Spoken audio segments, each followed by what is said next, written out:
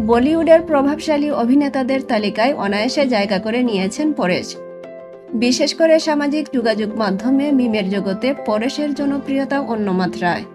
তার অভিনীত সিনেমার দৃশ্যগুলো নিয়মিতই দেখা যায় ফেসবুকের রিলস, মিম, এমনকি টেলিভিশনের পর্দায়ও। হেরাফেরি, দে দানাদান, আন্দাজ আপনা আপনা-এর মতো জনপ্রিয় সিনেমায় অভিনয় করেছেন তিনি। আর সেই পরেশই কিনা একটানা 15 দিন নিজের মূত্র পান করেছেন। সম্প্রতি এক সাক্ষাৎকারে এমনটাই দাবি করেছেন পরেশ। ঘটনার সূত্রপাত আজ থেকে প্রায় 2 দশক আগে রাজকুমার সন্তোষীর ঘটক সিনেমার শুটিং চলাকালে শুটিংয়ের সময় হাঁটুতে গুরুতর আঘাত পান পরেশ। তাকে ভর্তি করা হয় মুম্বাইয়ের নানাবতী হাসপাতালে। হাঁটুর চোটে পুরোপুরি শয্যাশায়ী হয়ে যান এই অভিনেতা।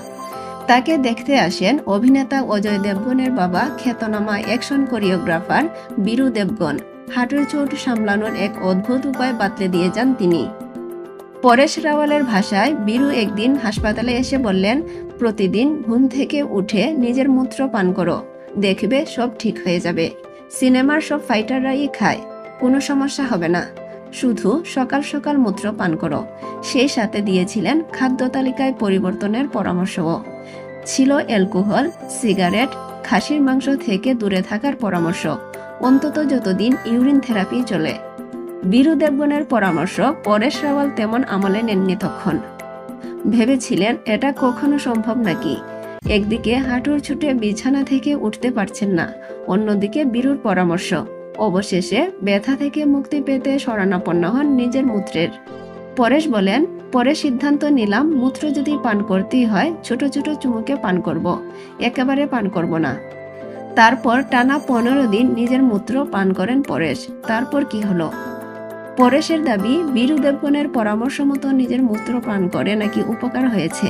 টানা 15 দিন ইউরিন থেরাপিতে তার উন্নতি দেখে অবাক বনে যান খুদ চিকিৎসকও। এক্সরেতে দেখা যায় পরেশের চোট পাওয়া হাঁটু ততদিনে সেরে উঠতে শুরু করেছে।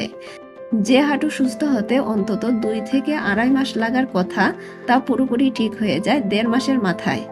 পরেশ রাওয়াল বলেন, এ যেন ছিল ম্যাজিক। পরেশ রাওয়ালের এমন সাক্ষাৎকার সমালোচনার ঝড় তুলেছে সামাজিক যোগাযোগ মাধ্যমে।